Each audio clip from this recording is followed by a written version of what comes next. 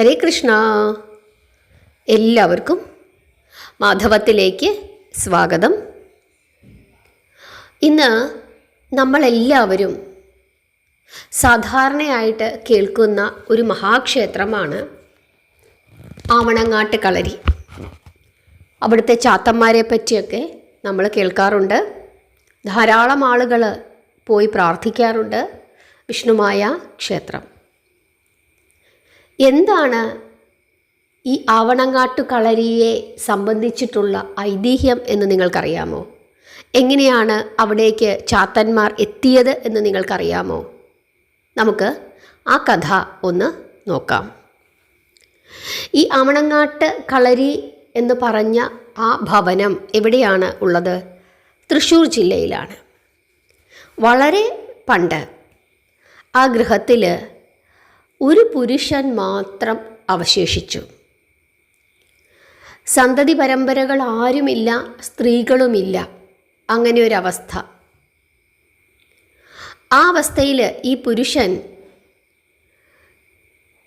ഗുരുവായൂരടുത്തുള്ള ഒരു ദേശത്തു നിന്നും, കണ്ണഞ്ചിറ എന്ന ദേശത്തു നിന്നും ഒരു സ്ത്രീയെ വിവാഹം കഴിക്കുകയും തൻ്റെ ഗൃഹത്തിൽ താമസിപ്പിക്കുകയും ചെയ്തു. അവർക്ക് മക്കളുണ്ടായി. ആ സന്തതി പരമ്പരകളാണ് ഇപ്പോൾ അവിടെ കാണപ്പെടുന്നത്. ഈ ദമ്പതിമാർക്ക് ഉണ്ണിത്താമൻ എന്നും കേളുണ്ണി എന്നും 2 പുത്രന്മാരും 4-5 സ്ത്രീ സന്താനങ്ങളും ഉണ്ടായി.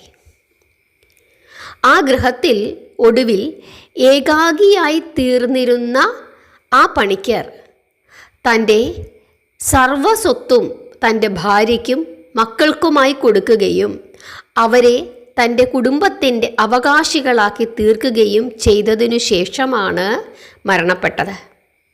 അതിനാൽ അദ്ദേഹത്തിൻ്റെ സന്താനങ്ങൾക്കും ആവണങ്ങാട്ട് പണിക്കർ എന്ന പേരു തന്നെ സിദ്ധിച്ചു. തങ്ങളുടെ പിതാവ് മരണപ്പെട്ടു പോയതിനു ശേഷം ഉണ്ണിത്താമ പണിക്കർക്കും കേളുണ്ണി പണിക്കർക്കും കുറച്ചു കാലം വിദ്യാഭ്യാസം ചെയ്യുന്നതിനു വേണ്ടി അമ്മയുടെ ഗൃഹത്തിൽ പോയി താമസിക്കേണ്ടി വന്നു. ആ ഗൃഹക്കാർ പുരാതന കാലം മുതൽക്കു തന്നെ വലിയ വിദ്വാൻമാരും മാന്ത്രികന്മാരുമായിരുന്നു. ആരുടെ ഗൃഹക്കാർ? അമ്മയുടെ ഗൃഹത്തിലുള്ള ആളുകൾ. അതിനാൽ അവരുടെ സഹവാസവും അഭ്യാസവും നിമിത്തം ഇരുവരും വലിയ വിദ്വാൻമാരും മന്ത്രവാദികളുമായി തീർന്നു. നിങ്ങൾക്ക് മനസ്സിലാവുന്നുണ്ടോ ഞാൻ പറയുന്നത്? അതായത് ഈ ഉണ്ണിത്താമ പണിക്കരും കേളുണ്ണി പണിക്കരും വിദ്യാഭ്യാസത്തിന് വേണ്ടി അമ്മയുടെ വീട്ടിൽ പോയി താമസിച്ചു. അവിടെ ഉണ്ടായിരുന്ന ആളുകൾ വലിയ വിദ്വാൻമാരും മന്ത്രവാദികളുമായിരുന്നു. അതുകൊണ്ട് തന്നെ അവരുമായിട്ടുള്ള സഹവാസം ഇവരെ വലിയ വിദ്വാൻമാരും മന്ത്രവാദികളുമാക്കി തീർത്തു. അങ്ങനെ വിദ്യാഭ്യാസമൊക്കെ കഴിഞ്ഞു തിരിച്ച് അച്ഛൻ്റെ വീട്ടിലേക്ക് അവർ താമസത്തിനായി വന്നു. മന്ത്രവാദികൾക്ക് അവരുടെ കർമ്മങ്ങൾ ശരിയായി ഫലിക്കുന്നതിന് ഏതെങ്കിലും ഒരു മൂർത്തിയെ സേവിച്ച് പ്രത്യക്ഷപ്പെടുത്തി വെക്കേണ്ടതായിട്ടുണ്ട്. എങ്കിൽ മാത്രമേ ആ മന്ത്രവാദങ്ങളൊക്കെ ശരിയായി ചെയ്യാനായിട്ട് പറ്റത്തുള്ളൂ. അതുകൊണ്ട് ഈ ഉണ്ണിത്താമ പണിക്കരും കേളുണ്ണി പണിക്കരും ഗണപതിയെ സേവിച്ച് പ്രത്യക്ഷപ്പെടുത്തി. വിഘ്നേശ്വരനെ പ്രത്യക്ഷപ്പെടുത്തുന്നതിന് വേണ്ടിയിട്ട് ഇവർക്ക് 2 പേർക്കും ഇരുന്ന് ജപിക്കാനായിട്ട് പറ്റുന്ന രീതിയിലുള്ള ഒരു വലിയ വിസ്താരമുള്ള ഒരു കിണർ പണി കഴിപ്പിക്കുകയും അതിനകത്ത് ഇറങ്ങി ഇരുന്ന് ഇവർ തപസ്സു ചെയ്ത്, അതായത് ജപിച്ച് പ്രാർത്ഥിച്ച്, അങ്ങനെയാണ് ഇവരെന്തു ചെയ്തത്? ഗണപതിയെ പ്രത്യക്ഷപ്പെടുത്തിയത്. ഈ കിണറിന് വലിയ താഴ്ചയുണ്ടായിരുന്നു, പക്ഷെ അധികം വെള്ളമൊന്നും ഉണ്ടായിരുന്നില്ല. അതിനാൽ അതിൻ്റെ അടിയിലും മുകളിലും കല്ലു പാകിയിരുന്നു. അതിലേക്ക് ഇറങ്ങുവാൻ ഒരു വശത്തുകൂടി ഒരു വഴിയും ഉണ്ടാക്കി വെച്ചിരുന്നു. അങ്ങനെയൊക്കെ ഇരുന്നാണ് ഇവർ ഇങ്ങനെ തപസ്സു ചെയ്തത്. അങ്ങനെ അവർ ഗണപതിയെ പ്രത്യക്ഷപ്പെടുത്തി. അങ്ങനെ അവർ ഗണപതിയെ പ്രത്യക്ഷപ്പെടുത്തുകയും തങ്ങളുടെ പല ആവശ്യങ്ങളും ഗണപതിയോട് പ്രാർത്ഥിച്ച് നേടിയെടുക്കുകയും ചെയ്തിരുന്നു എങ്കിലും അവർക്കത്ര വലിയൊരു തൃപ്തി ഉണ്ടായില്ല എന്ന് വേണം കരുതാൻ. അക്കാലത്ത് പഞ്ചനല്ലൂർ ഭട്ടതിരി എന്ന പേരിൽ പ്രസിദ്ധനായിട്ട് ഒരു മാന്ത്രികൻ ഉണ്ടായിരുന്നു. അദ്ദേഹം, അതായത് ഈ പഞ്ചനല്ലൂർ ഭട്ടതിരി, ചാത്തന്മാരെ സേവിച്ച് പ്രത്യക്ഷപ്പെടുത്തി ചാത്തന്മാരെ തൻ്റെ അധീനതയിൽ നിർത്തിയിരുന്നു. ആദ്യം അദ്ദേഹത്തിൻ്റെ അധീനതയിൽ 400 ചാത്തന്മാരാണ് ഉണ്ടായിരുന്നത്. അതായത് ഈ പഞ്ചനല്ലൂർ ഭട്ടതിരിയുടെ അധീനതയിൽ. അവരിൽ 10 മൂർത്തികളെ പ്രസിദ്ധ മാന്ത്രികനായ കാട്ടുമാടസ് നമ്പൂതിരിക്ക് വിട്ടുകൊടുത്തതിനു ശേഷം 390 ചാത്തന്മാരാണ് പിന്നീട് ഈ പഞ്ചനല്ലൂർ ഭട്ടതിരിയുടെ കൈവശമുണ്ടായിരുന്നത്.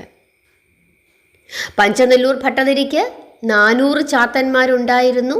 അതിൽ 10 പേരെ കാട്ടുമാടസ് നമ്പൂതിരി എന്ന നമ്പൂതിരിക്ക് വിട്ടുകൊടുത്തതിനു ശേഷം 390 ചാത്തന്മാർ ഈ പഞ്ചനല്ലൂർ ഭട്ടതിരിയുടെ കൈവശം ഉണ്ടായിരുന്നു. ആ ചാത്തന്മാർ മുഖാന്തരം ഭട്ടതിരിയും അനേകം കാര്യങ്ങൾ സാധിക്കുകയും അന്യന്മാർക്ക് സാധിച്ചു കൊടുക്കുകയും ചെയ്തുകൊണ്ടേയിരുന്നു. ഗണപതി മുഖാന്തരം പണിക്കർ സാധിച്ചിരുന്നതിലും അധികം കാര്യങ്ങൾ ഭട്ടതിരി ചാത്തന്മാർ മൂലം ചെയ്തിരുന്നു. ഇതാരറിയുകയാണ്? പണിക്കരുമാർ അറിഞ്ഞു. ഗണപതിയെ കൊണ്ട് ദാസ്യപ്രവൃത്തിയൊന്നും ചെയ്യിക്കാൻ സാധ്യമല്ല. പക്ഷേ ചാത്തന്മാരെ കൊണ്ട് സകല പ്രവർത്തികളും ചെയ്യിപ്പിക്കാമായിരുന്നു. അങ്ങനെ തങ്ങൾക്ക് ലഭിച്ചിരുന്നതിനേക്കാൾ കൂടുതൽ കാര്യങ്ങൾ ചെയ്യിക്കുന്നതിനായിട്ട് ഈ പഞ്ചനല്ലൂർ ഭട്ടതിരിക്ക് സാധിക്കുന്നു എന്ന് ഇവർ അറിഞ്ഞു. അതുകൊണ്ട് തന്നെ ഇവർ എങ്ങനെയെങ്കിലും ചാത്തന്മാരെ സ്വാധീനിക്കണം, തങ്ങൾക്കും ചാത്തന്മാരെ വേണം എന്നുള്ള ആഗ്രഹത്തോടു കൂടി ഇവർ എന്തു ചെയ്യുന്നു? പഞ്ചനല്ലൂർ ഭട്ടതിരിയുടെ അടുക്കൽ ചെന്നിട്ട് തങ്ങൾക്കും കൂടി കുറച്ച് ചാത്തന്മാരെ വിട്ടുതരണം എന്ന് അപേക്ഷിച്ചു. അപ്പോൾ ഭട്ടതിരി താനൊരു ബ്രാഹ്മണനായിരിക്കുന്ന സ്ഥിതിക്ക് നീചമൂർത്തികളായ ചാത്തന്മാരെ സേവിച്ചുകൊണ്ടിരിക്കുന്നത് അത്ര ഉത്തമം അല്ലെന്നും തനിക്ക് ഈശ്വരന്മാരായിട്ടുള്ള മൂർത്തികളിൽ ആരെയെങ്കിലും സ്വാധീനപ്പെടുത്തണമെന്നും അതിന് ആവണങ്ങാട്ട് പണിക്കരുടെ ഗണപതിയെ തന്നെ ആയാൽ കൊള്ളാമെന്നും വിചാരിച്ചു കൊണ്ടിരിക്കുന്ന സമയത്തായിരുന്നു ഇവരെന്തു ചെയ്തത്? ഭട്ടതിരിയെ കാണാനായിട്ട് ചെന്നത്. കാരണം ഭട്ടതിരിക്ക് ചാത്തന്മാരൊക്കെ ഉണ്ടെങ്കിലും കുറച്ച് കഴിഞ്ഞപ്പോൾ എന്തോ ഇനി ഇതൊക്കെ മതി എന്നൊരു തോന്നൽ ഉണ്ടായി എന്ന് വേണം കരുതാൻ. കാരണം ചാത്തന്മാർ കയ്യിലിരിക്കുമ്പോൾ ചിലരൊക്കെ വന്നിട്ട് ചില വേണ്ടാത്ത കാര്യങ്ങളൊക്കെ ചെയ്തു കൊടുക്കാനായിട്ട് പറയും. ആ സമയത്ത് ഈ നമ്പൂതിരി ചിലപ്പോൾ ചില ദുഷ്കർമ്മങ്ങളൊക്കെ ഈ ചാത്തന്മാരെ കൊണ്ട് ചെയ്യിപ്പിക്കുമായിരുന്നു. കുറച്ചു കാലം കഴിഞ്ഞപ്പോൾ അതിലൊക്കെ ഒരു കുറ്റബോധം ഇദ്ദേഹത്തിന് തോന്നിയിരുന്നു എന്ന് വേണം കരുതാൻ. അതുകൊണ്ട് ഈ പണിക്കരന്മാർ അധീനപ്പെടുത്തി വെച്ചിരുന്ന ഗണപതിയെ തനിക്ക് കിട്ടിയിരുന്നെങ്കിൽ എന്ന് ചിന്തിച്ചുകൊണ്ടിരിക്കുന്ന സമയത്താണ് തേടിയ വള്ളി കാലിൽ ചുറ്റി എന്ന് പറഞ്ഞതുപോലെ ഇവർ അങ്ങോട്ടേക്ക് ചെല്ലുന്നത്.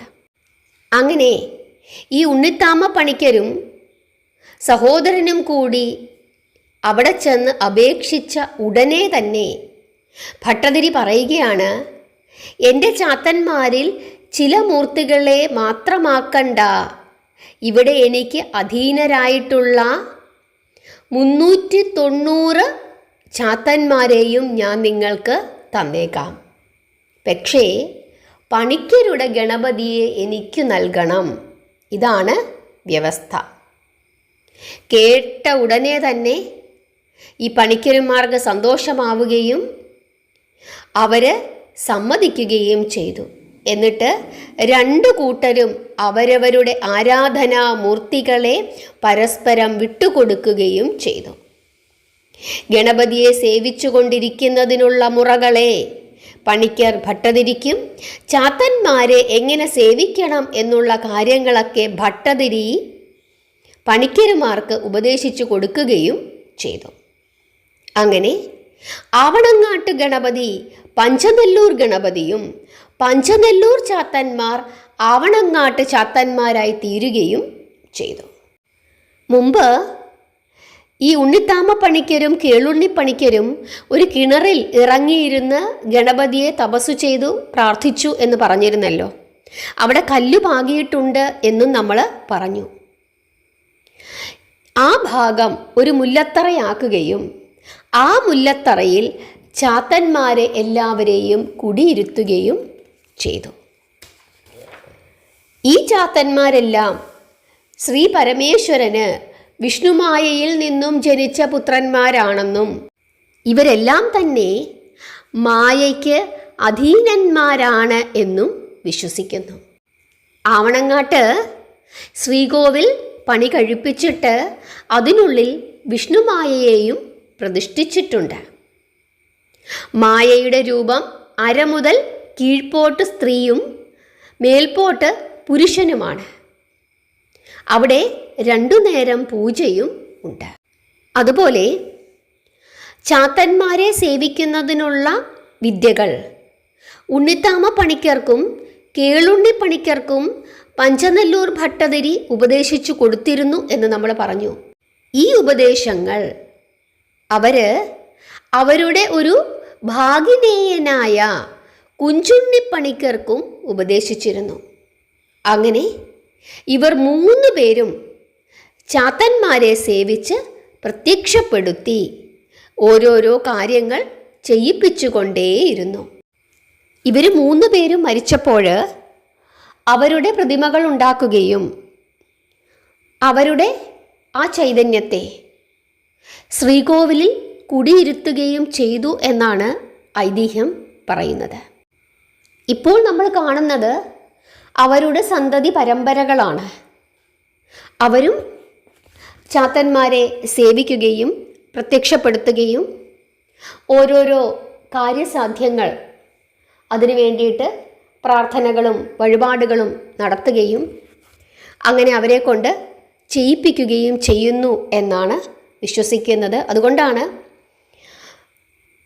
പല കാര്യങ്ങളും വിളിച്ചു ചൊല്ലിയൊക്കെ പ്രാർത്ഥിക്കുമ്പം അതിനൊക്കെ ഫലം ലഭിക്കുന്നത് എന്നാണ് വിശ്വസിക്കുന്നത്. ഈ ചാത്തന്മാരെ ഉദ്ദേശിച്ചിട്ട് അവിടെ പ്രധാനമായും ചെയ്യുന്ന ഒരു കർമ്മമാണ് വെള്ളാട്ടുകർമ്മം. ഇത് പണിക്കരുടെ വകയായിട്ടും മറ്റുള്ളവരുടെ വഴിപാടായിട്ടും അവിടെ നടത്താറുണ്ട്. ധാരാളം അത്ഭുത പ്രവർത്തികൾ ചാത്തന്മാരുടെ ഭാഗത്തു നിന്നും ഉണ്ടായിട്ടുണ്ട് എന്ന് ഐതിഹ്യമാല തന്നെ പറയുന്നു. ധാരാളം അനുഭവസ്ഥർ അവരുടെ അനുഭവങ്ങൾ പറയാറുണ്ട്. എന്തുതന്നെയായാലും പ്രാർത്ഥിച്ച് പ്രത്യക്ഷപ്പെടുത്തുവാൻ ശേഷിയുള്ള ആളുകളാണ് അവിടെ ഉള്ളത് എന്നാണ് നമ്മൾ വിശ്വസിക്കുന്നത്. ധാരാളം ആളുകൾക്ക് അനുഭവങ്ങൾ ലഭിച്ചതായിട്ട് അവർ പറയുന്നുണ്ട്. അങ്ങനെ പണ്ടുമുതലേ ഉള്ള ഒരു ക്ഷേത്രമാണ് ഈ ആവണങ്ങാട്ട് കളരിയിലെ ചാത്തന്മാരും.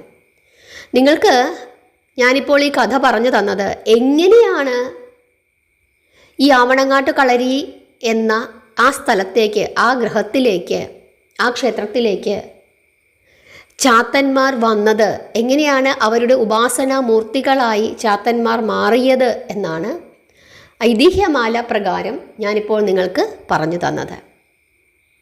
നിങ്ങൾക്ക് മനസ്സിലായി എന്ന് വിശ്വസിക്കുന്നു. അവിടെ പോയി പ്രാർത്ഥിച്ചിട്ടുള്ള ആരെങ്കിലും ഉണ്ടെങ്കിൽ നിങ്ങളുടെ അഭിപ്രായം കമൻ്റ് ഇടൂ. ഐതിഹ്യമാലയിൽ പറയുന്ന കാര്യങ്ങളാണ് ഞാനിപ്പോൾ നിങ്ങൾക്ക് പറഞ്ഞു തന്നത്. എല്ലാവരെയും ഭഗവാൻ അനുഗ്രഹിക്കട്ടെ. ഹരേ കൃഷ്ണ.